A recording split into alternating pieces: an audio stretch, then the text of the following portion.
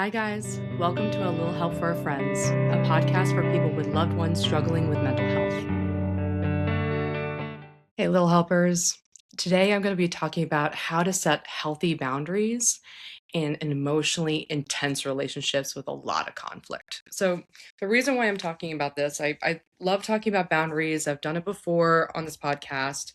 But I'm hearing a lot of people who are in relationships like this is your partner or your child or sibling who emotions run high and conflict is intense, and maybe they tend to explode and get upset and they get triggered, and then you kind of feel like blindsided, right? You feel like you're kind of taken in, you went through a storm, and you want to help that person. You want to support them and know that they're struggling, but at the same time, they're really hurting your feelings. And I'm hearing that it's really, really hard to know what to do in that moment because you want to say, hey, that's like, stop doing that. But at the same time, nervous about, making them feel hurt or invalidated or making things worse. So I'm going to be talking about how to set boundaries in high conflict relationships, but really with people with anger issues and tend to explode and have big meltdowns and outbursts. So it's like, how can you actually say no to something like that? How do you actually, in moments where it can seem so out of control, what do you do? How do you be there and be supportive, but also say, hey, no, this is not okay, right? Like, I get that you're angry, but the way you're lashing out at me is not all right. So this is about setting boundaries around rage. For example, the common situation I hear is a mother or a partner of someone with borderline personality disorder, let's say, who has trouble managing their intense emotions, especially anger. Um, they know that that person, that loved one, struggles with that, right? They know that they feel overwhelmed by their own emotions. They don't know what to do. They get really upset and they just like say hurtful stuff in the moment, in the heat of the moment, and sometimes in arguments, right? And um it's always really tough because that mom or that partner is kind of taken and like freezes in that moment and goes like, oh my God, that was so awful, that was so hurtful, I don't know what to do to stop it, I don't know um, how to make them feel better, and I also like, that didn't really feel good. And especially if that person has any kind of trauma or is really struggling, it's really tough to know how to say, hey, I'm here to be your support. I want to understand your emotions and the way you feel, and I want you to be comfortable expressing it. And at the same time, when you do, it's like World War III. It feels like I would just, like stepped in a landmine. And then people even, in loved ones in those positions would say like, I either feel like I have to take it and I have to say, I have to apologize for all this stuff, and just keep the peace, stay quiet, like take all the blame, um, just to make them happy, or I scream back and I'm out of there. So a lot of these high conflict and anger types of anger expression can be really damaging, and it's hard to know what to do to stop it. So I'm going to talk about what are the boundaries that you can set in your high conflict relationships and be like, this is not how we're going to talk about these things, or this particular way of expressing your feelings is like not cool anymore. But first I'm going to talk about why boundaries are important, because especially when you have a loved one who's like emotionally dysregulated or has, is very emotionally sensitive, or especially sensitive to rejection, I think the difficulty is knowing how close you should be, like how in control of your own relationship do you feel. um I often hear that there's almost kind of like this codependency dynamic where with a loved one who's struggling, you're like, really attentive to their emotions. Like you talk about everything, all these emotions are exploding, you're yelling, you're crying, it's all these different kinds of like whirlwind and roller coaster of emotions. And you feel like you're in it and overtaken by it and consumed by it and have to deal with all these fights and exhausted by it. So it's like full enmeshment of you are like your day-to-day life is determined by their mood. Or the opposite, then it's like I'm really I can't do this anymore. I have to take space. I'm cutting off this relationship and I'm out.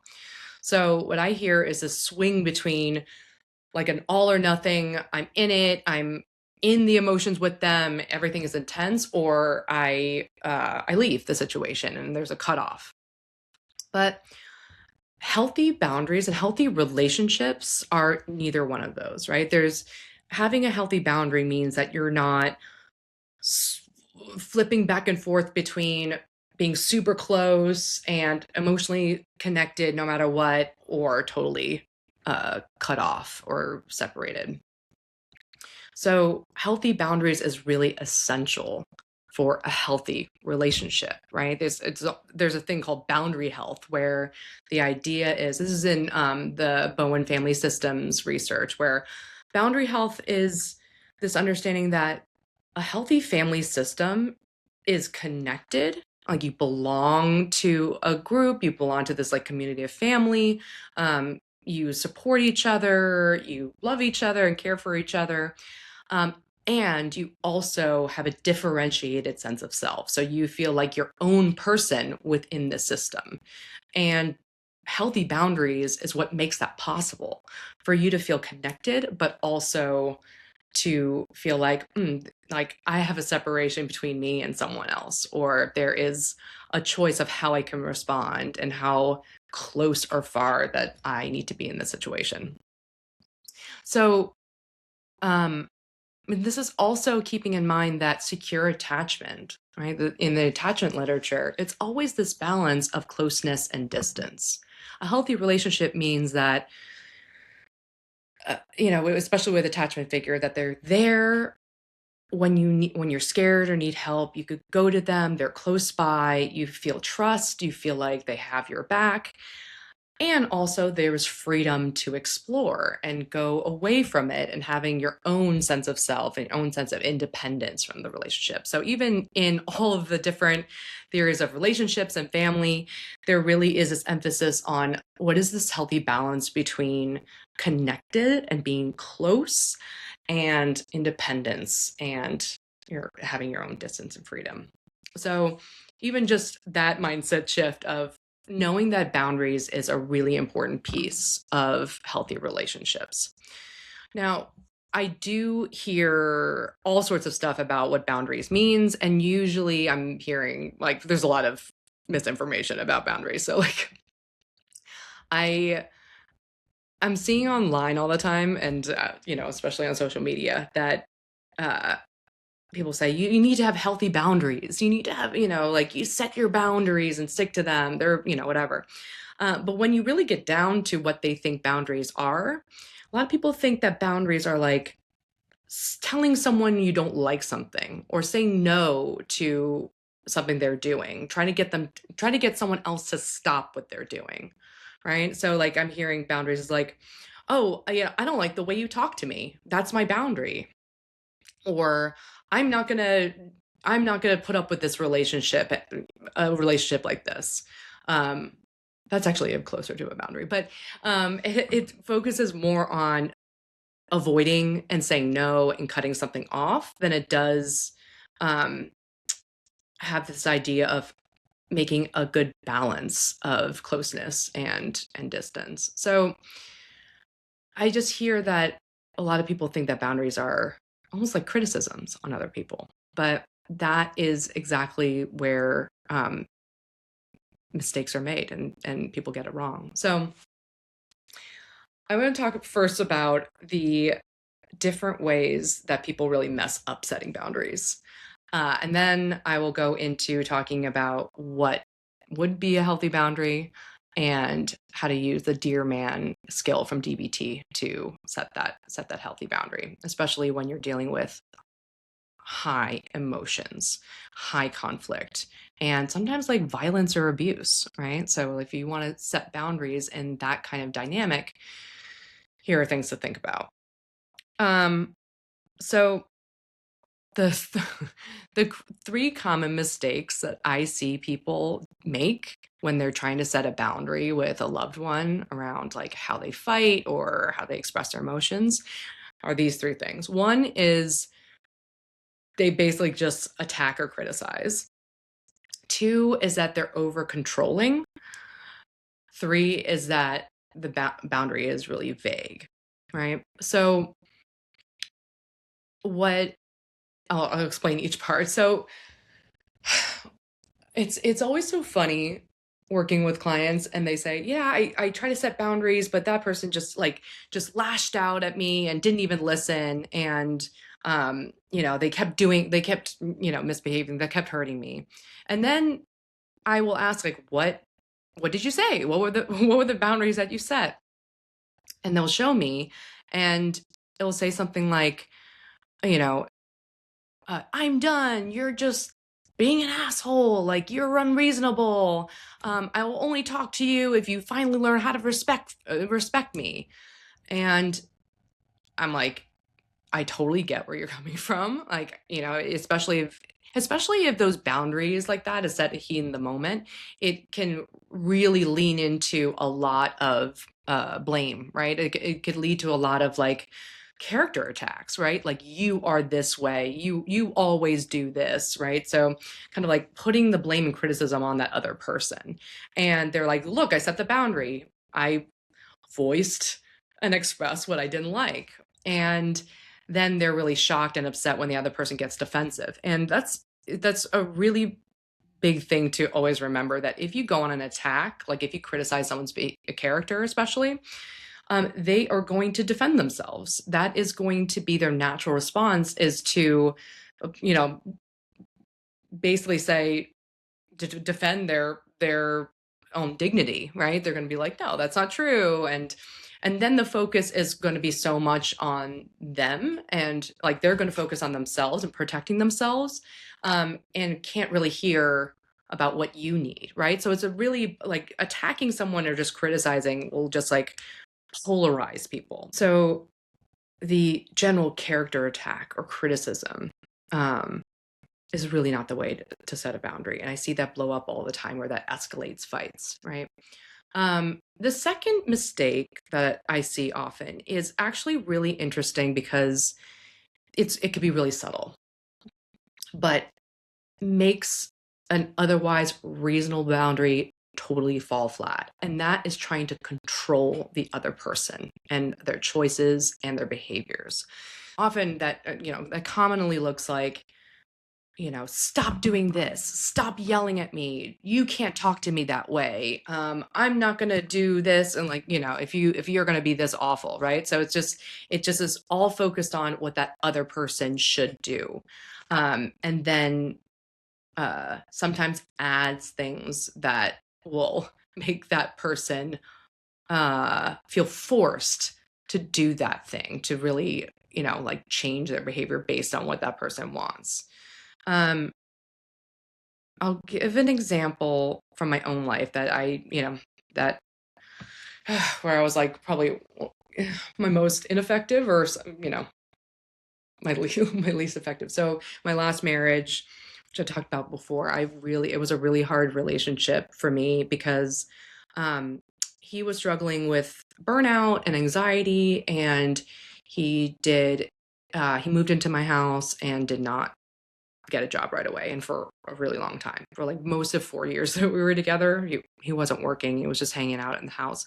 That was a really big point of contention, right? I would not say anything for a while, and then I would confront him, and then we would get into like a really big fight about it. And I know this is not a situation where like I'm saying I'm talking about the boundaries I'm setting around someone else expressing their anger. It was actually me expressing that anger. So I'll just fully lean into that. I was the more explosive one in that equation. But I what I really wanted was a partner. I really was ready at the time. It was like when I was 30. I think we got together when I was 30 or something like that. When I was 30, and I was like, okay, I'm ready to start a family and have kids. And I really want a partner who can share this responsibility. Like I personally didn't see myself as um, someone who wanted really specific roles in a relationship or family. Like I didn't want to just only be the breadwinner. I didn't want to only be the mom, stay-at-home mom. I wanted a blend of things, that I wanted to feel like a partner was like equally contributing in some way, right? That we split the the emotional labor, so to speak. And um when I first got together with my ex, he was like, "Of course I will. I'm gonna get a job, and I'm gonna, I'm really responsible." So I was like, "Okay, sure." And then when he moved in, he just didn't work. He wanted to take some time and think about things, but that just ended up being months and months of being in my basement smoking weed. So I was like, I mean, there were so many different boundaries that I wanted to set. And I think if I'm looking back, it was like the thing that I really wanted was to feel that he's contributing or that he's making an effort, right? But then what I was what was really bothering me was that I was doing everything around the house. I was like paying the bills, I was getting the food all the time. I was yeah, I was like, especially it was when I was doing my master's in my PhD program. So I was like super busy at work, and then I was doing everything for the home. And at that point, like I didn't know what boundary I should have set. But what I did wrong was the over controlling part. Like I would get into the conversation like, have you applied for a job yet? What's going on with the job situation? And we would get into a fight, and I was like, you I mean, you got to just get something. You got to apply. You got to, so I was my boundary trying to get my needs met was like telling him what to do, and getting really upset about it. And that was so ineffective because it was just, and I see this all the time, and especially people I talk to through Cool of Mind. Oh, by the way, if you have someone in your life who is emotionally dysregulated, or you're struggling with them in a high conflict relationship and you want help, check out Cool of Mind, which is the program that I have to support people who have loved ones who are struggling with mental health and addiction. So check it out, KULAMIND.com, Cool of Mind. So in Cool of Mind, um I when I talk to people about boundaries, and it's on top of my mind because this week we learned how to identify and set boundaries. But and I said, like, what kind of boundaries do you want to set? Like, where do you see that you need some more boundaries? And I always hear people talk about the other person, right? Like what they're doing, and they got to just take more responsibility, and they got to get into treatment, and they got to stop yelling at me and stop treating me this way, and get out of my house. And I'm like, fair, right? I've been there myself. I know what it's like to just be like, if you just did this one simple thing, everything will be better. We wouldn't be fighting so much. Or if you just handled your emotions differently, like it would be a little bit better, right? So a lot of people focus on what they want the other person to do, and they ignore what they should be doing. I'll get to that in a minute about like what is actually a healthy boundary, but the focus on trying to make someone do something that you want is the biggest mistake I see in setting boundaries. So part of that mistake is saying, okay, I'm going to tell you what to do, what I want you to do, and then I'm going to make you want to do it. Right. So it's like coercive. And what that looks like, it's tricky because I know that people don't necessarily mean to do this. But if let's say you have a partner who's like screaming at you all the time, um, hurting your feelings, saying things that are really disrespectful, and you say, I'm going to set a boundary by saying, you better stop yelling at me. Otherwise, I'm going to take the kids and leave. Right. So, again, totally totally validate and understand why someone would be in that position, right? There's just sometimes a point where you're just like, I'm done. I'm done dealing with this abuse. I'm done dealing with this crap. I am out of here, right? And I got to tell that person, what they're sacrificing, like what they're losing by this. I that part, like the whole thinking behind it, it makes sense to me. What is really tricky though is that, especially if it's said in the heat of the moment during a fight, like when that person is screaming, or when you're going back and forth and you say, if you keep doing this, I'm out of here, right? The problem is that um, threats and ultimatums use fear to try to get that person to do what you want, to get them to comply with your demands, right? Of like things that they should do differently. Um, and I mean, especially when you feel like you're in survival mode, like I'm talking also about times when a person is being like very verbally abusive, like rage texting you or screaming at you, and you're like, if you keep doing this, I'm gone. I'll never talk to you again. That could be your way of standing up for yourself. However, um, you might be using that, or like people might be using that in order to scare them into changing their behavior, to like stop yelling, right? Um, Often, like you can really tell if that's what's happening if you go, okay, did you really mean it? Were you really going to leave? And the person goes, no, I didn't really mean it at the time. I just wanted this to be done. Like, I just wanted them to stop yelling at me. Um, and it could work in the short term, right? You could definitely scare someone into doing what you want, right? Like, if you keep acting like this, like you're going to lose everything, right? That's just like, actually pretty honest and very clear about, here are the consequences of your actions. But the problem with that is you might get like short-term compliance. Like they might stop yelling in the moment. They might like behave for like a little bit. They might be on best behavior out of fear of like that threat, right? Losing you or whatever you threatened or set the ultimatum for. That works in the short term, but in the long term, right, creates more resentment and sometimes like a rebound effect of where will rebel against it and be like, I'm upset that you basically made me do something by scaring me, by threatening to take something really important away from me or threatening harm to me. So that just sometimes will sometimes like the threats will bring up like a vengeance urge, like a desire to stand up for yourself and take vengeance. So you might want to get out of like I'm going to threaten them to stop doing something. So that's the second, in general, that's the second biggest mistake is people think of boundaries as, I got to get someone else to do something different. I got to get them to change. The third biggest mistake I see is when people set boundaries really vaguely, right? They set really vague, confusing, subjective boundaries. They're really opaque. It's really hard to tell what it really means. It might be obvious to you and very clear to you, but I think you'd be surprised by how much different people might have completely different interpretations of the same thing. Even people that you know very well and you're very close to and you have a lot of shared experiences. There could be a lot of differences in how you see things. For example, when when it came to my ex, like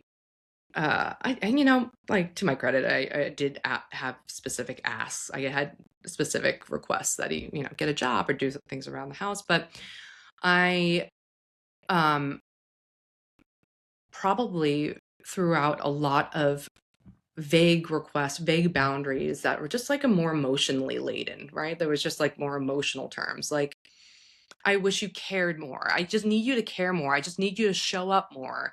I need you to contribute and make an effort and really try to be my partner, to be a partner in this. Um, again, totally valid. When I look back, that is what I wanted. And often when you talk about boundaries, like sometimes you think about like the bigger picture, the gist, or the emotional impact. And you're like, hey, I want you to just care more. I want you to be respectful. The problem with that is that people might have different definitions of what that looks like, right? So if I say to someone, hey, when you get angry and you yell at me, like that's awful and I need you to be more respectful. Um, for you, you might have a really clear, and you might not, but you might have some assumptions about what that looks like, what being respectful looks like when you're angry, right? Maybe that means not cursing. Maybe that means not doing character attacks. Maybe that means like um, sharing your feelings and opinions and letting the other person share their feelings and opinions, not yelling, right? So you might say in your mind, like, if I'm asking someone to be respectful, it's obvious. Like, it's so simple. They should know what being respectful looks like, but the other person might not, right? The other person might have a slightly different perspective of what respectful means, or they might intend to be respectful. They might intend to do the thing that you're asking for, but it comes out differently to you. And I see this all the time with couples. This is like a big problem with couples is that one person, like you're having back and forth, they're going about their routine or they're expressing to each other, and one person in the couple feels that like I don't feel cared for when you not calling me or texting me or planning dates for me or wanting to spend quality time with me. I feel uncared for and unloved. I feel rejected. So a lot of the arguments in the heat of the moment, it's like, oh, I'm going to set a boundary around this dynamic, and I'm going to say, you got to stop doing this. You got to show me you care. And then the other person is like, I am, or I'm trying, or this is how I express care. And it might look totally different than what the other person has in mind. And I see a lot of these problems when people aren't aware of what that actually looks like, what actually concretely it looks like in real life to show someone, let's say, that you are being respectful or that you care or that, whatever, that you show up or something like that. So these really vague, subjective asks are really terrible boundaries because it doesn't really specify like what does that really look like in practice? What do I have in mind? What am I expecting here? So those are the three biggest mistakes I see when people are in an emotionally intense relationship with, like a family member or a partner, and then they try to set boundaries, and then it just goes horribly. That they just attack and say mean things. They try to control the other person, especially through threats or ultimatums, and they're very vague with what they want. So those are the biggest mistakes. And, I see it all different ways where people are trying to use pressure and guilt trips or monitoring and watching your loved one. I mean, I think that the biggest issue is that when you're thinking about setting boundaries, ironically, like, like boundaries should protect your autonomy and independence in a relationship. But sometimes people go about it like, that means I want to get more control over your behavior. So there's, a lot of people do guilt trips or pressure, like, you got to do this. Otherwise, like, how could you live with yourself? Or I want full access to, like, I want a set of boundary around your, how you interact with the opposite sex. So I'm going to like check your phone all the time. Right.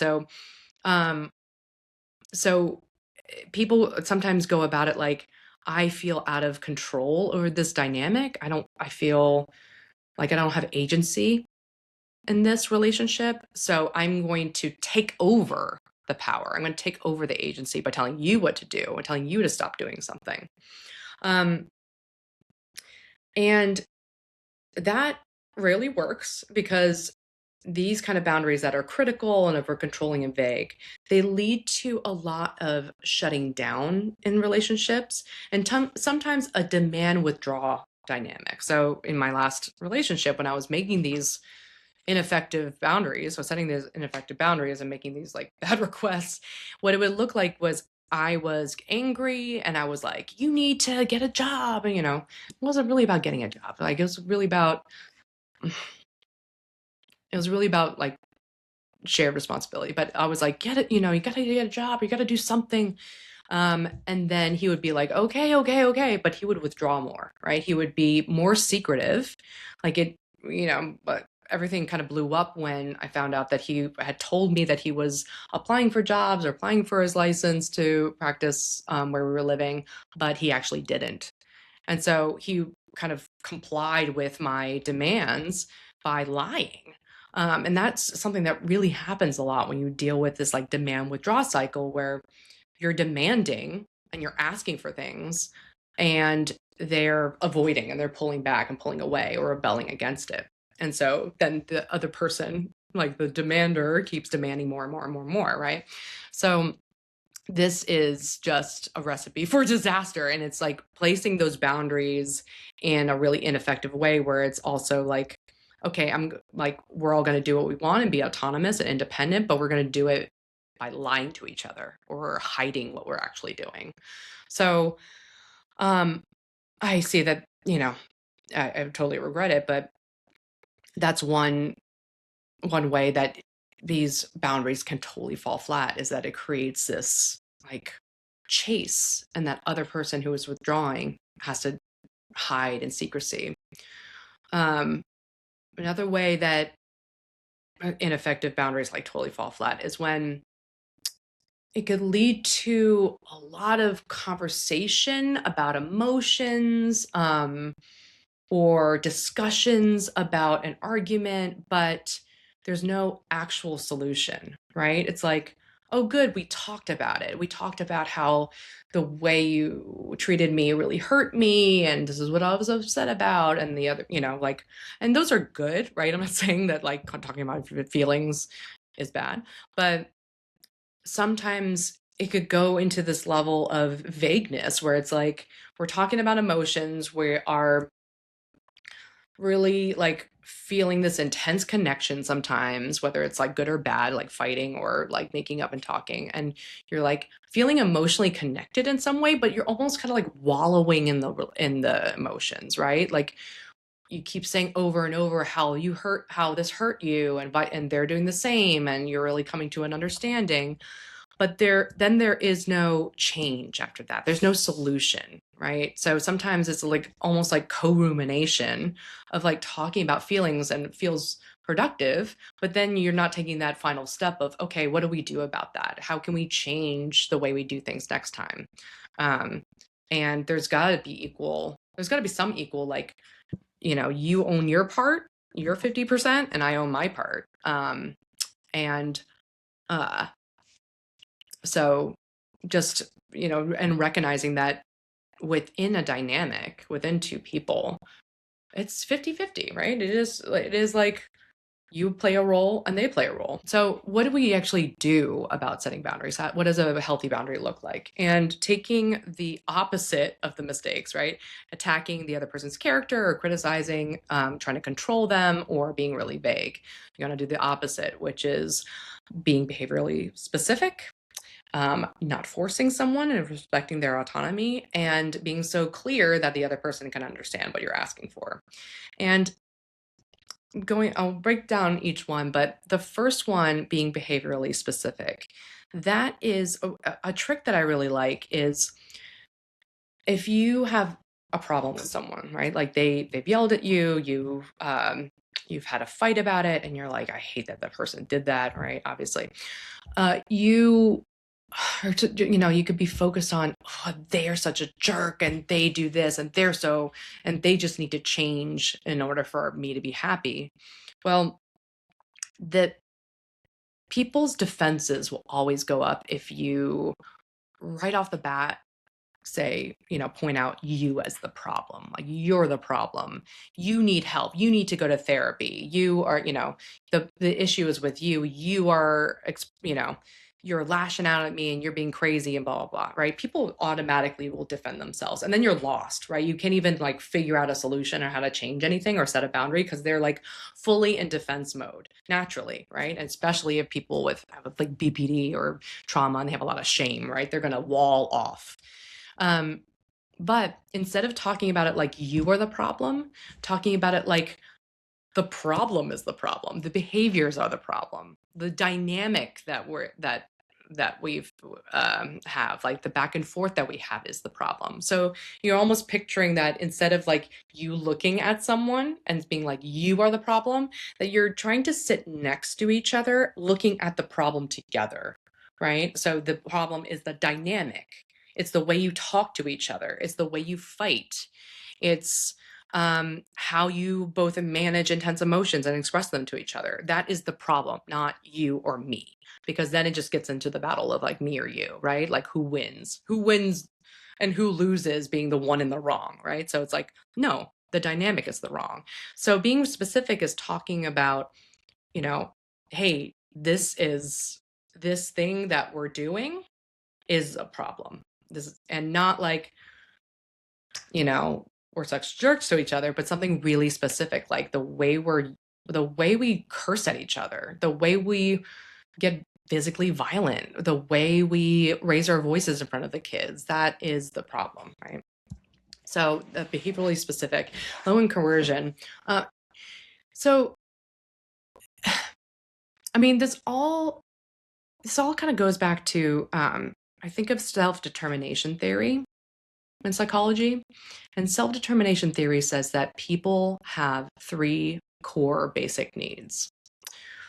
One is belongingness, feeling like you're connected to other people, you're part of a community, you relate to someone else. The other is competence, feeling like you have skills and you have power and control over your world and your life. And three is autonomy, feeling like you have your own independence and your own freedom of choice. You're an individual. So, kind of like in the family systems theories, where it's this a healthy relationship or healthy way of being is to feel connected and close and also your own person.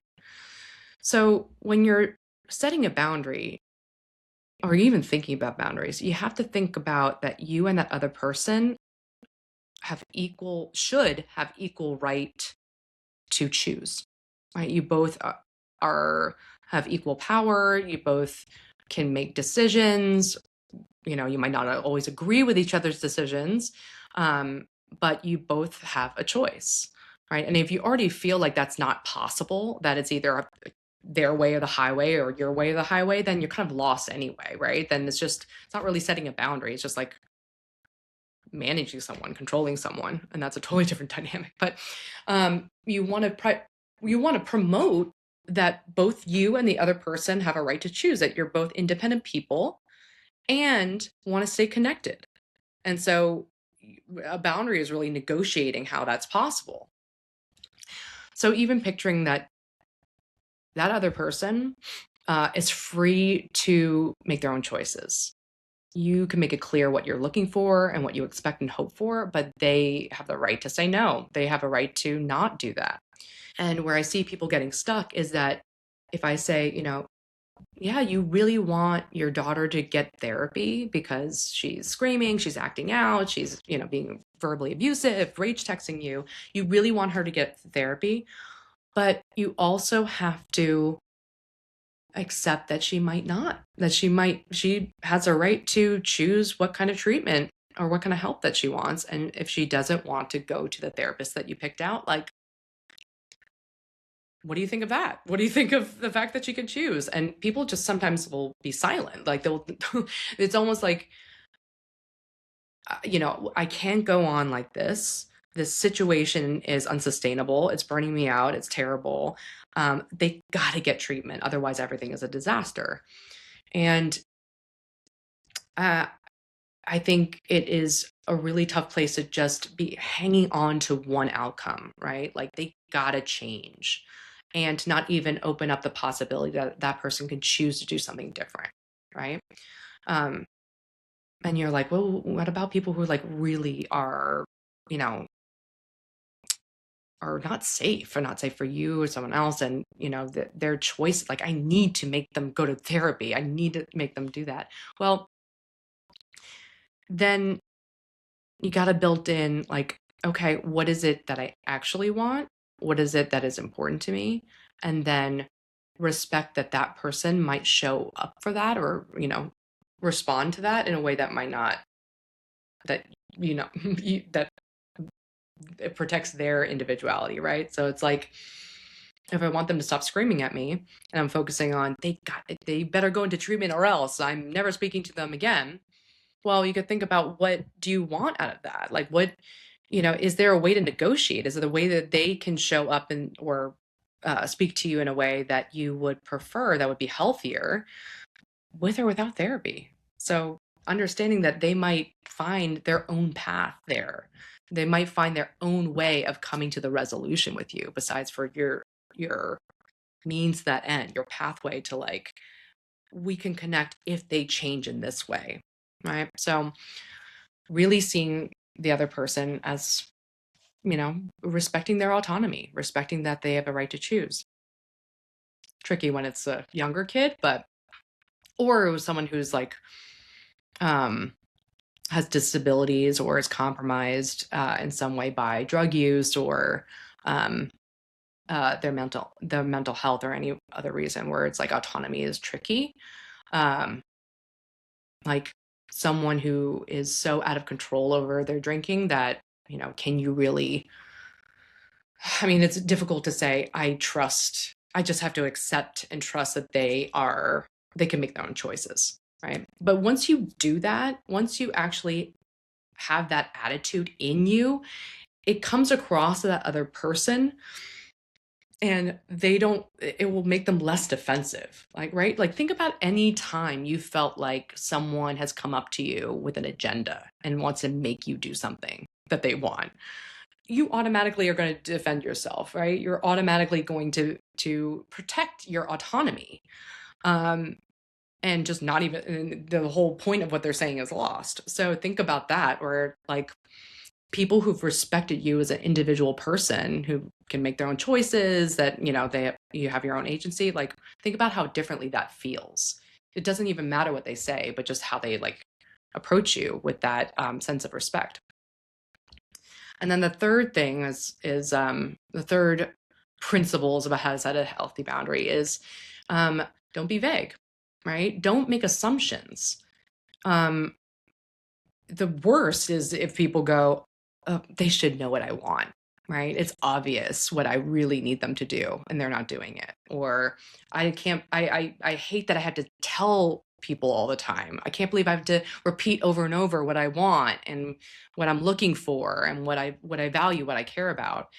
I shouldn't have to say it. They should just know and do it. It's like, no, people aren't mind readers. And the beauty about partnership and belonging with other people is that we have a diversity of experiences, right? Like, the way I show care might be completely different the way you show care. And it helps for me to know how you receive care, but, like, I'm going to have a different perspective on the situation, right? So when you set a boundary, try to think to yourself, like, what do I actually want? If I were to ask for someone to do something, to make a change, to do something more, do something differently, do something less, like, what would that actually look like? And what would that look like outside of us? Like, if we're to watch a movie of us, from before boundary and after boundary, like, or, but when you're not respecting the boundary, respecting the boundary, like, what would that actually look like? What would I see in that movie? Like, what would people be doing differently? Like, try to get outside of your head in that way. Which I know that it's tough, because when people set boundaries, it does have a little bit more of this, like, emotional relational piece of, I just want you to, like, hear me. I just want you to care more about me. I want you to show up for me or value me, right? Pay attention to me.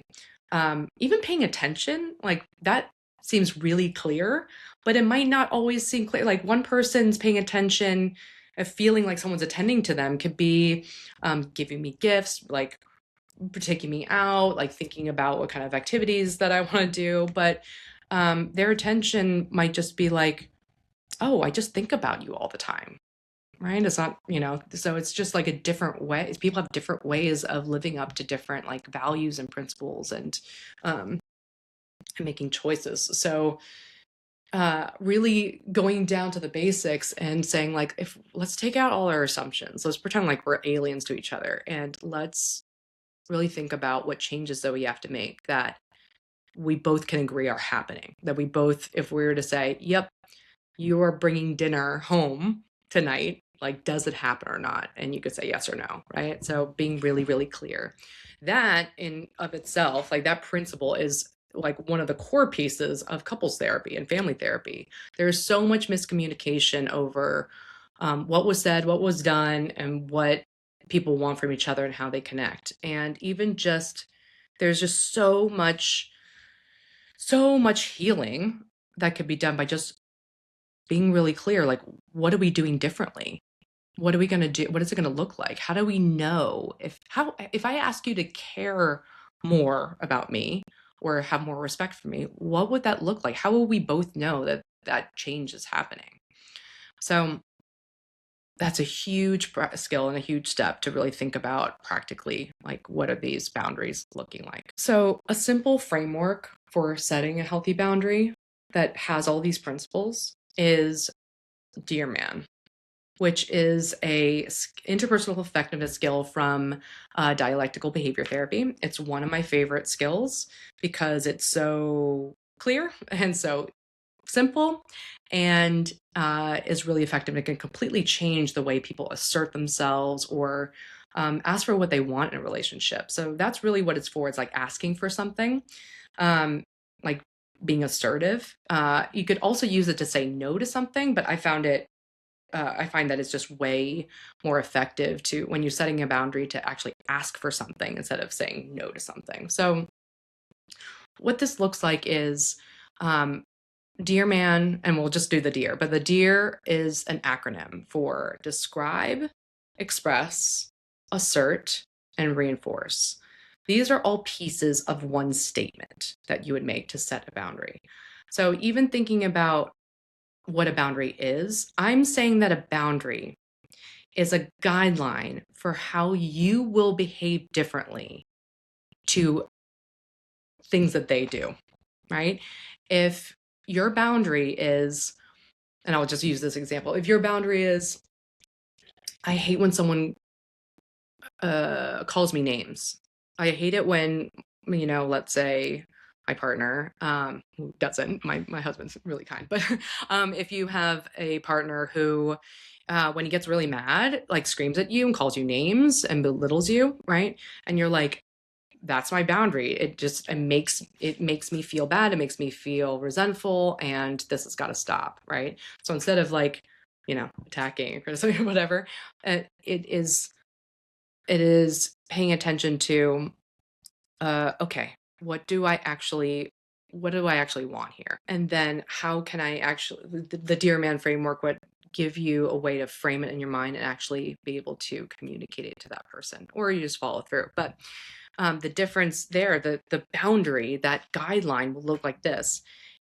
Okay, in my mind, if you could think of if-then statements, like if he screams at me and calls me names, calls me the C word, let's say, I'm going to do something differently. I'm going to walk away. I'm going to call someone. I'm going to stop the conversation, right? Like, that is how I'm going to react differently if this boundary's crossed.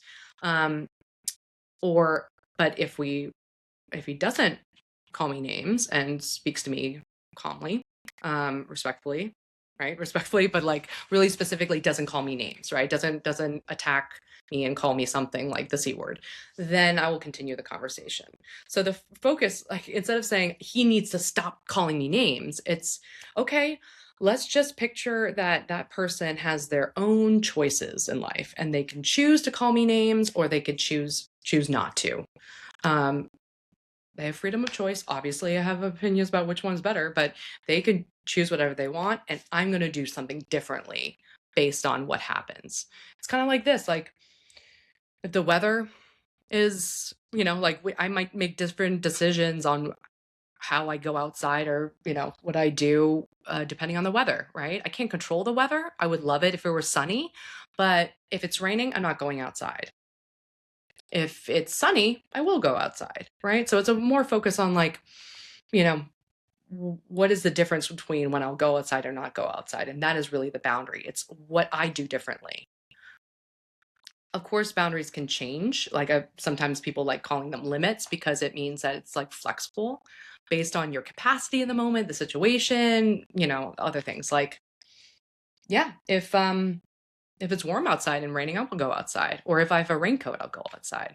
Similarly, like with boundaries around arguments, it's like, especially if I'm sick or tired or upset myself, like I have a lower threshold for the arguments and the name calling than other times when, I have more distance, more resourced. So your boundaries don't have to be set in stone, but it's more of a guideline for you to like, what am I going to do? And the way you communicate that or think about that is, I like to think more about like the good, like the what you like, thinking about the change that you want, the behavioral specific change you want. So in Dear Man, D is the describing the problem, just the facts, right?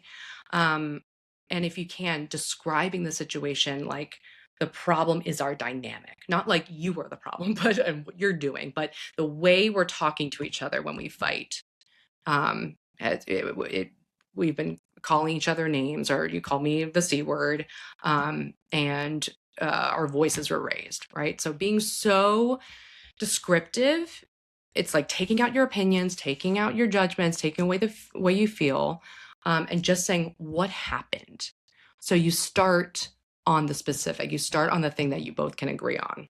I see people make mistakes that they come in with that attack and that vague, like, you are so rude to me and you speak to me in a horrible way. So that's not it, because that adds in all your subjective opinions, and that other person can disagree. Like, I wasn't rude, you were rude, right? So you start with, hey, the last time we fought, you called me the C word, right? Descriptive. Then E, the next part, that's where you express how you feel, your experience of that, how that landed on you, like the negative impact. That really hurt my feelings. And I've been so upset because of that. Like, calling me the C word, like really, really hurts me. Here, don't do assumptions about them. Don't be like, and I think you're doing that because you feel like blah, blah, blah. Like, speak only for yourself. Be like, problem, how I feel about the problem, what the problem made me feel. And then the A is the assert. This is where you ask for a very specific, clear change, right? You say, and you ask, you don't say, you gotta, you say, it would mean a lot if next time you're upset, you don't call me the C word, and just, don't call me names, or speak to me in a calm voice and call me by my name. And, but the more specific you are there, the better, right? Not like, so you got to stop being so rude, but next time we fight or next time we get upset, please don't call me the C word, right? Then it would be very clear after that fight if that was a yes or a no, if that worked or not. So being really clear. And then the reinforce, that's where you can say like, okay, if it's sunny, then I go outside, right? The reinforce is like how I'm going to reinforce that. How am I going to lean in a good way, in a way that you want, right? So if it's like, it would mean a lot to me if you didn't call me the C word, because then I wouldn't get so defensive. This is the R part. I won't get so defensive, and we could talk through things so I could really hear you, because I really want to understand and hear you. The R is like sweetening the pot. It's like making it clear that if they worked with you and made this decision to say yes to your request, then this is how you're going to lean in. This is how you're going to engage. This is the good stuff that they're going to get. This is how it benefits the relationship, right?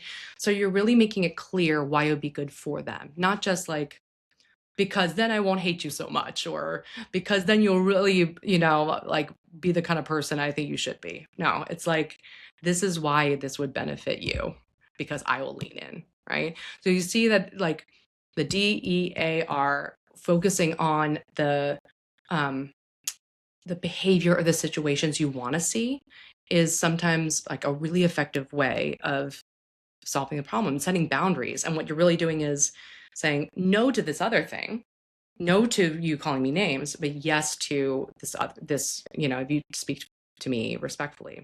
Now, you could at this point add to that dear man by saying the opposite, saying the other like the other part of the guideline. If you call me the C word, I'm going to walk away because it's going to hurt my feelings too much, right? So if we talk calmly, you don't call me names, I will be there for you. We'll work this out together. If you call me the C word again, I'm going to just pause the conversation until we could talk another time, right? And you could hear that even just saying that in a calm, like outside of the fight or in a non-heated way, that my approach is you can make the choice. I'm respecting your autonomy and your choice. You can express your feelings however you want. All right, you're going to, like, you can't control that. But I'm going to respond differently based on, if it's safe, it feels safe or not, right? In the heat of the moment, if it's like, if you say the C word one more time, I'm out of there. You'll never speak to me again. That would be using more coercive strategies of like, I'm going to scare you into obeying me versus like, hey, let me tell you, if you can choose how to do, like, this is the problem. Here's a solution I'm suggesting. If you choose to go with my solution, great. Things are going to go well. And if you don't, this is how I'm going to respond differently. And then if the person is really, that's your dear man, that's the dear statement. And you could always work with that person. You could just put that out there, and then that other person can, negotiate and, say how they can, suggest other solutions. And that's a different part. That dear statement is how you can set a boundary really clearly and effectively that stays connected, like protects your connectedness, but then also honors autonomy, right? Because it's just two people saying, hey, this is not working anymore, this dynamic, this back and forth. So we got to change that back and forth. And this is how I'm proposing to do that. And this is what I think will come out of that. So I would love to hear how those setting boundaries goes. And if you have any questions, please put it in the comments on YouTube or Spotify. And as always, leave us a 5-star rating. It really helps us. And I hope this was helpful. I love you guys. See you next week.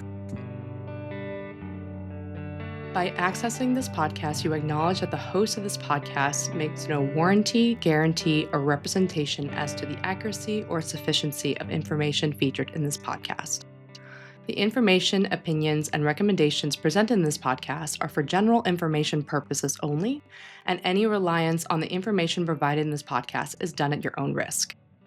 This podcast and any and all content or services available on or through this podcast are provided for general, non-commercial, informational purposes only, and do not constitute the practice of any medical or any professional judgment, advice, diagnosis, or treatment, and should not be considered or used as a substitute for the independent professional judgment, advice, diagnosis, or treatment of a duly licensed and qualified healthcare provider. In case of a medical emergency, you should immediately call 911. The host does not endorse, approve, recommend, or certify any information, product, process, service, or organization presented or mentioned in this podcast. And information from this podcast should not be referenced in any way to imply such approval or endorsement. Thank you.